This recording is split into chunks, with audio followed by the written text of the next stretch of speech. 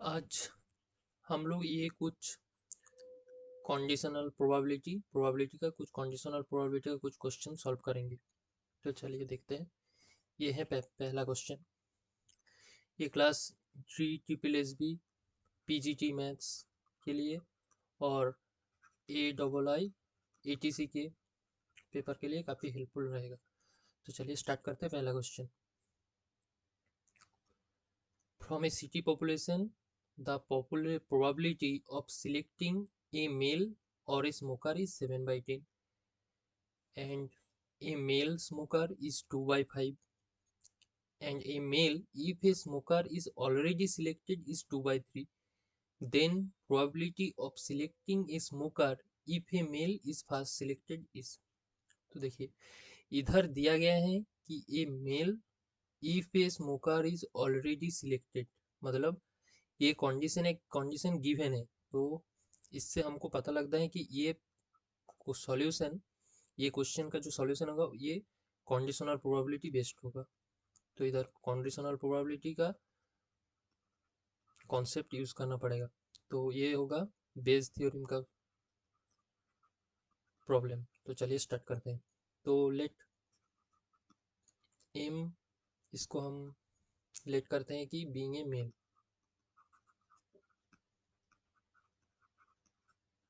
और एस ये being a smoker. तो इधर क्वेश्चन में गिवन है कि एम ए मेल और ए स्मोकर, सो और लगता है यूनियन की तरह। तो ये है 7/10 और ए मेल स्मोकर, तो ये एक मेल है एंड ये स्मोकर है। तो इसके प्रोबेबिलिटी है 2/5। अब इधर दिया गया है a male if a smoker is already selected is 2/3। So ये होगा, देखिए गिवन क्या है, गिवन है स्मोकर सिलेक्टेड और हम बोला गया है मेल होगा वो, इसका प्रोबेबिलिटी है 2/3। तो इसका हम लोगों को ये इसका पता है कि ये होता है M intersection S by probability of S equals to 2/3। यहाँ से हमको निकला, इसका वैल्यू है 2/5। So 2/5 by probability of S equals to 2/3।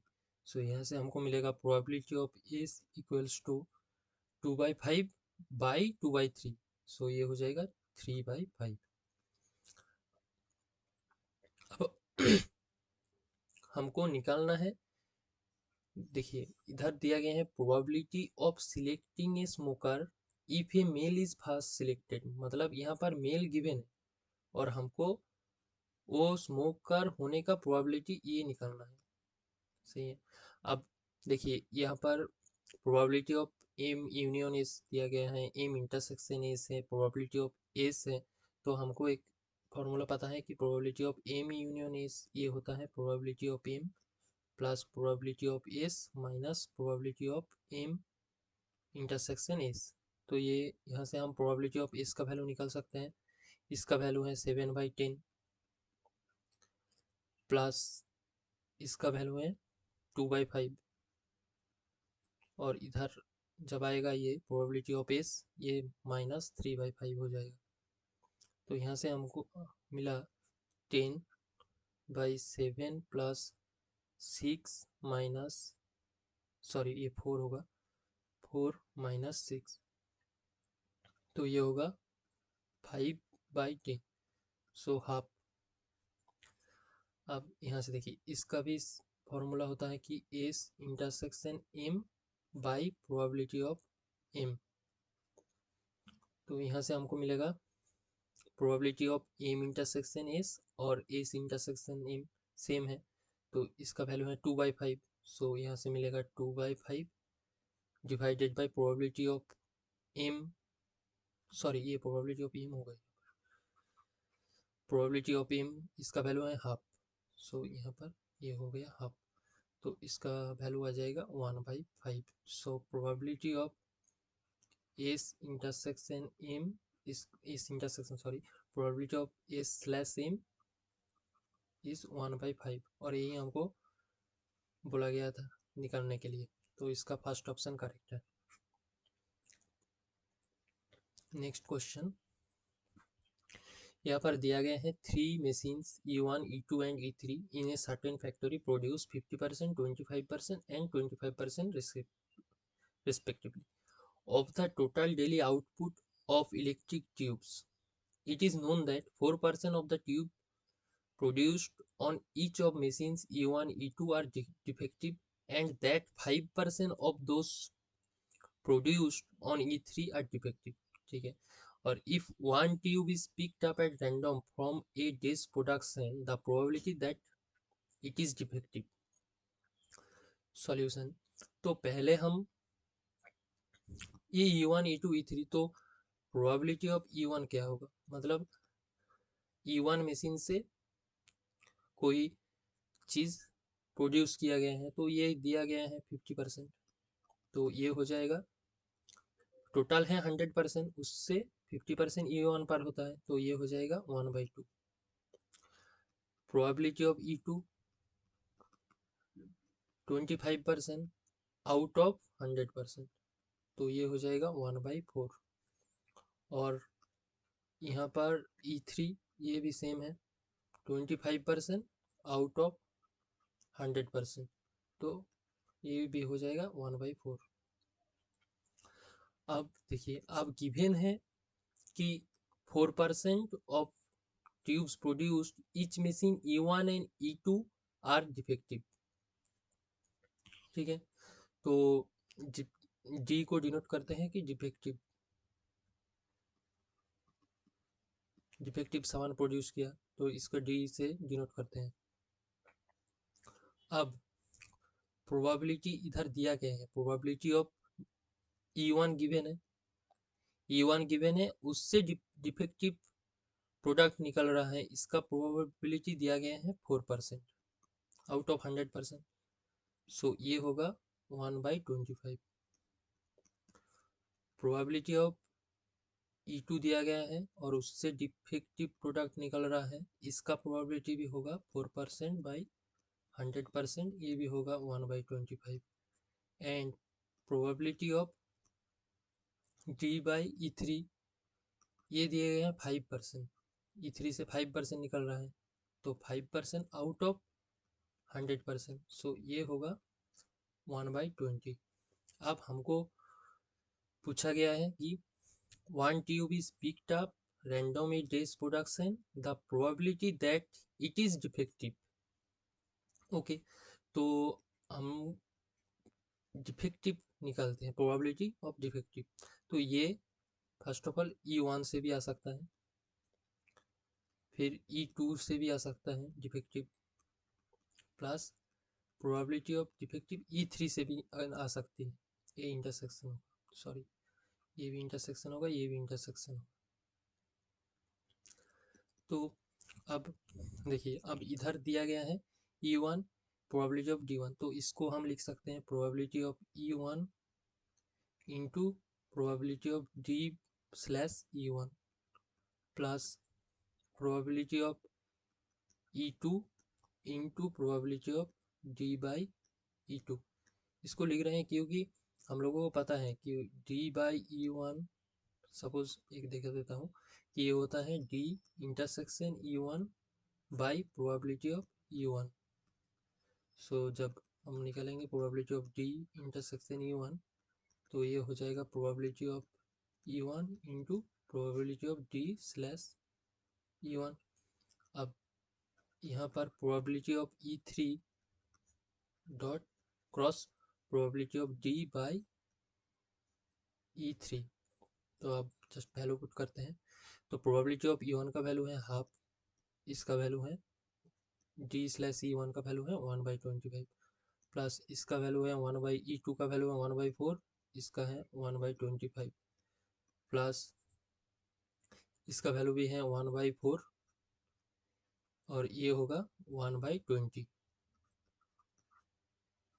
तो इस ये आ गया 1/50 प्लस 1/100 प्लस 1/80, और इसका एलसीएम होगा 400 या 400, तो ये होगा 8 + 4 + 5, तो ये हो गया 8 4 + 5 17, 17/400, और ये आएगा 00, तो 0.0425 यानी 4 ऑप्शन 4 इज करेक्ट।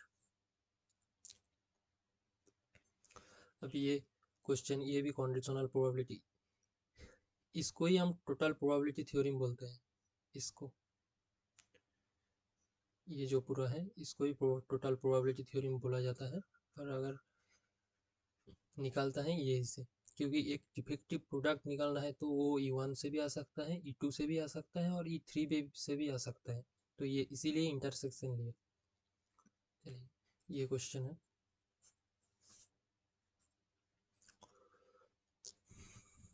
यहाँ पर 2 बॉक्स लिया गया है शायद। Box A contains 2 black and 3 red balls, while box B contains 3 red, black or 4 red balls. Out of these 2 boxes, one box is selected at random,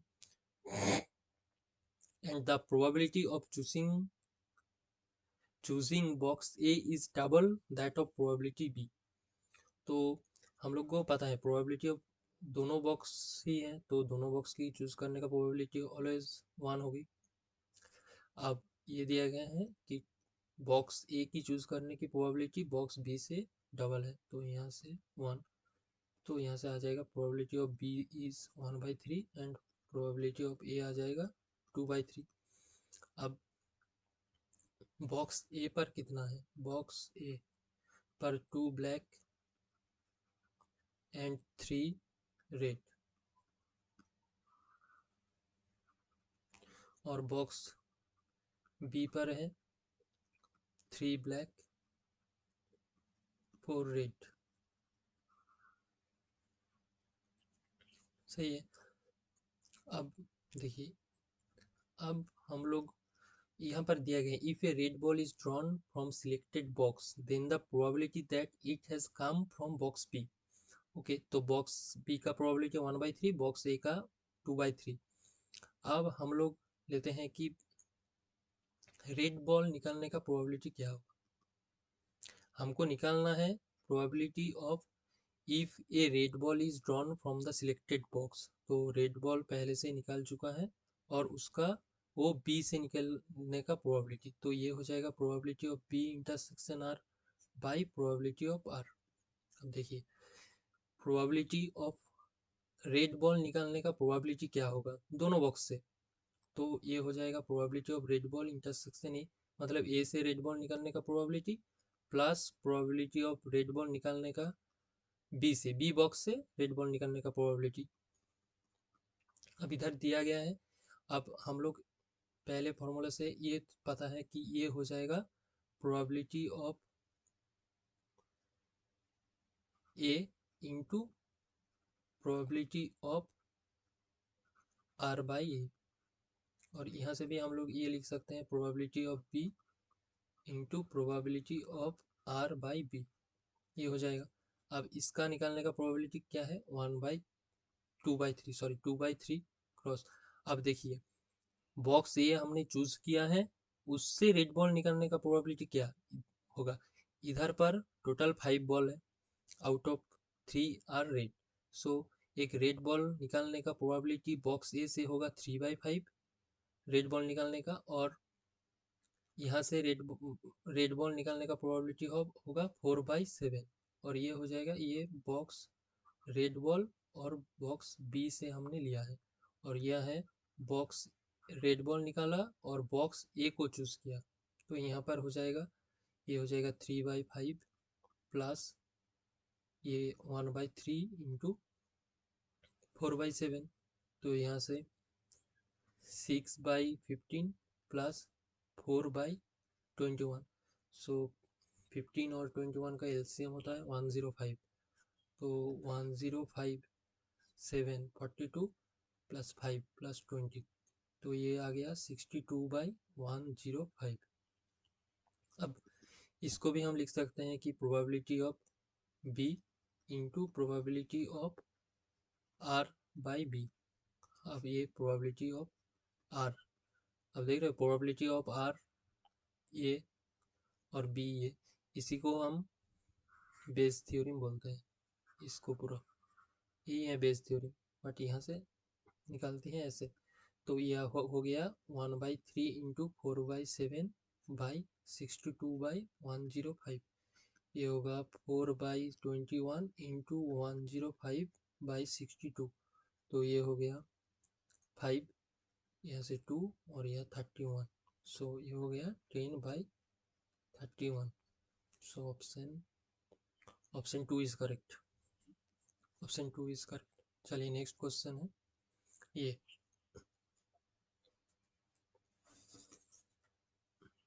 ये क्वेश्चन थोड़ा सा अलग है और थोड़ा इम्पोर्टेंट भी, अच्छे से समझिएगा। देखिए इधर दिया गया है a man is known to speak the truth 3 out of 4 times. Okay, he threw a die and reports that it is 6. The probability that it is actually a 6, ये हमको निकालना है। तो हम लोग ये लेते हैं, इसको डिनोट करते हैं कि 6 ऑकर्स, मतलब वो जो ड्राई थ्रो किया है उससे 6 आया है। तो ये से प्रोबेबिलिटी ऑफ ए कितना हो जाएगा, ये हो जाएगा 1/6, क्योंकि एक डाई में 6 फेजेस होते हैं और उसका एक फेज 6 होता है। अब ए डैश ये होगा 6 does not occur, 6 not occur. तो ये प्रोबेबिलिटी ऑफ ए डैश ये हो जाएगा 5/6। अब टी को डिनोट करते हैं that he reports that it is a 6। देखिए अब यहाँ पर कुछ समझने वाली बात है कि probability of T slash A, देखिए एक 6 ऑकर किया है और ओ सच बोला कि 6 ऑकर हुआ और ओ रिपोर्ट किया कि 6 है, तो इसका प्रोबेबिलिटी होगा 3/4। और probability of T slash A dash कि 6 नहीं आया और वो झूठ बोला कि वो वहाँ पर ही रिपोर्ट दैट इज इट 6, तो ये झूठ बोला। तो इसका प्रोबेबिलिटी ऑफ 1/4, क्योंकि he speak truth 3 out of 4 times, तो 6 आया है और वो 6 रिपोर्ट किया है, तो इसका प्रोबेबिलिटी है 3/4। और 1/4 6 नहीं आया फिर भी वो 6 रिपोर्ट कर दिया, तो ये है 1/4। ओके, अब हमको निकालना है कि दैट इट इज एक्चुअली अ 6। तो एक्चुअली अ 6 आया है, actually a 6 but say true বলছে, সরি एक्चुअली 6 आया है, वो सच भी बोल रहा है, क्योंकि दैट एक्चुअली अ 6, तो 6 अगर हुआ ये 6, और गिवन दैट से सच बोलছে, से सच बोल रहा है, तो ये होगा क्या, A intersection T slash probability of T. अब देखिए, अब प्रोबेबिलिटी ऑफ टी ये होगा कि probability of A intersection T कि ये सच बोल रहा है और 6 आया है, और probability of A dash intersection T कि वो 6 आया नहीं है पर वो रिपोर्ट कर दिया कि 6 है। तो ये हो जाएगा probability of A into probability of T intersection slash A plus probability of A dash और probability of T by A dash. तो यहाँ से हो जाएगा प्रोबेबिलिटी ऑफ ए है 1/6, प्रोबेबिलिटी ऑफ टी बाई ए ये हो इसका ये 3/4 प्लस ये हो 5/6 इंटू 1/4, तो ये होगा 3 + 5 8/24, और ये हो गया 1/3। अब से सच बोलছে एंड सच बोल रहा है एंड 6 ही आया है, तो ये होगा probability of A into probability of T slash A by probability of T. तो यहाँ से आ जाएगा 1/6 इंटू 3/4 बाई 1/3। सो ये हो गया, ये 3 कैंसिल टू 1/8 बाई 1/3, तो ये होगा 3/8। सो इसका करेक्ट ऑप्शन है 3/8। सो ये 4 क्वेश्चन था। आगे भी प्रोबेबिलिटी का और कुछ क्वेश्चन लेके आऊँगा बहुत अच्छे अच्छे। तो अगर आपको ये वीडियो पसंद आई तो चैनल को सब्सक्राइब करिएगा, और कोई भी डाउट है तो आप कमेंट सेक्शन में बताइएगा। Thank you.